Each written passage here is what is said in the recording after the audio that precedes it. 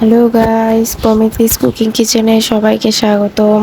আজকে নিয়ে চলে এলাম আলাদা রকমের একটি রেসিপি নিয়ে বলতে পারো, যেটাকে বলে গোকুল পিঠা, যেটা আমার হাজব্যান্ড মানে তোমাদের দাদা খুবই পছন্দ করে, তো তার জন্যই আমি বানিয়েছিলাম। তো এখানে খুবই সামান্য অল্প একটু খিরসা ছিল, বগুড়ার খিরসা, যেটা আমাদের আক্কেলপুরের খিরসা। তো আমি বাসা থেকে আসার সময় আমার বাবা মা আমাকে দিয়ে দিয়েছিল খিরসাটুকু।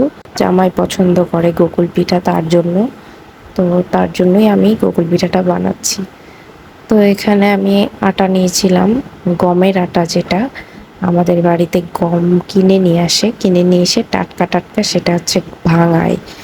আর সাদা আটাটা ছিল না, সাদা আটাটা আমাদের বাড়িতে তেমন একটা থাকে না, গমেরটাই থাকে, বেশিরভাগ গমেরটাই আর কি অ্যাভেলেবেল থাকে। তো গমের আটাটাই আমি দিয়েছি অল্প একটু, আর চালের গুঁড়ি দিয়েছি। দিয়ে আমি একটু চিনি দিয়ে দিলাম টেস্ট অনুযায়ী, যে যেমন চিনি খাবে সে তেমন চিনি খাবে। তারপর আমি সেই চিনির হাত দিয়ে হাতটা ধুয়ে আমি জল দিয়ে আমি মাখিয়ে নিচ্ছি, এই গোলাটা মাখিয়ে নিচ্ছি। এটা দিয়ে আমি আজকে পিঠাটা তৈরি করব। তো দেখতেই পেলে আমার হাতে উঠলো এমনভাবে আর কি, গোলাটা তৈরি করতে হবে যেন হাতে, এভাবে দেখতেই পারছো, হাতে এভাবে লেগে থাকবে আর কি, তাহলে বুঝতে পারবে পারফেক্ট হয়েছে। তো তারপর এদিকে আমি খিরসাগুলোকে গোল গোল করে নিচ্ছিলাম হাত দিয়ে চেপে চেপে, দেখতেই পারছো কিভাবে করছি, তোমরা এভাবে করে নেবে। তো এই তো আমার গোল গোল করা হয়ে গেছে। তারপর আমি এখানে প্যানে আমি তেল গরম হতে দিয়েছিলাম, অবশ্যই সয়াবিন তেলে করবে, আমি সয়াবিন তেলেই করছি।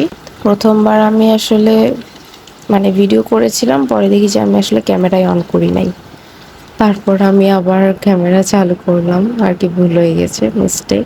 তো তারপর আমি এভাবে বানিয়ে নিচ্ছিলাম, দেখতেই পাচ্ছ আমি যেভাবে গোলাটার সাথে মিক্স করে, গোলাটা দিয়ে আর কি কভার করে যেভাবে বানাচ্ছিলাম, তোমরাও ঠিক এভাবেই বানিয়ে নেবে।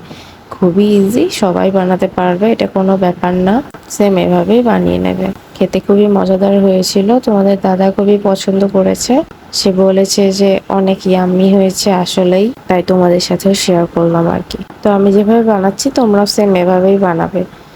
গোলাটা এরকম একটু মোটা মতোই করবে, তাহলে সুন্দর কাভার হয় আর কি। বেশি পাতলা করলে আবার কাভার হতে চায় না। তো দেখতেই পাচ্ছ আমি যেভাবে দিচ্ছি আর কি তেলের ওপর, তোমরা সেম এভাবেই দেবে, দিয়ে সবগুলোকে ভালো করে ভেজে নেবে। চুলায় মিডিয়াম টু লো আঁচে রাখবে, খুব বেশি জোরে দেবে না, তাহলে আবার ভেতরটা কুক হবে না, আবার খুব বেশি আস্তেও দেবে না। তো বুঝতেই পারবে আর কি, যখন দেখবে যে উল্টো পাশটা একটু লালচে কালার হয়ে গেছে, লালচে কালার দেখবে চলে আসবে, দেখতেই পাবে তোমরা, তখন তোমরা আস্তে করে উল্টে দেবে। বেশি কাঁচা থাকা অবস্থায় আবার উল্টে দিতে যাবে না, দেখবে লেগে ধরবে। আমি যেটা ভুল করেছিলাম আর কি, কাঁচা থাকা অবস্থায় আমি উল্টে দিয়েছি, সেটা লেগে ধরে গেছিল। তো পারফেক্টলি কুক হয়ে গেলে দেখবে যে লেগে ধরবে না, একদম পারফেক্টলি হবে। তারপর উল্টে দেবে, এভাবে উল্টে পাল্টে আমার মতো করে ভেজে নেবে, দেখবে খুবই মজাদার লাগে এটা খেতে।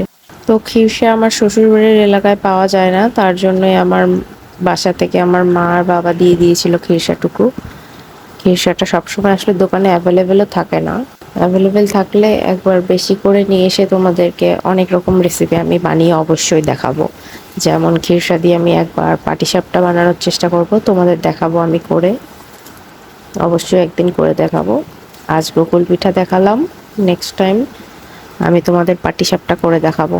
অবশ্যই আমার চ্যানেলে চোখ রেখো, আর তার জন্য অবশ্যই আমার চ্যানেলটিকে তোমাদের সাবস্ক্রাইব করতে হবে, যেন এরকম ইজি ইজি নতুন নতুন রেসিপি আমি তোমাদের দিতে পারি আর তোমরাও দেখতে পারো। তো যাই হোক, আজকের ভিডিওটা ছিল এই পর্যন্তই। নেক্সট ভিডিওতে আবার দেখা হবে। গোকুল পিঠাটা কেমন লেগেছে অবশ্যই ওকে জানাবে, কিন্তু কমেন্টে জানাও সবাই কেমন হয়েছে। তো যাই হোক, টাটা।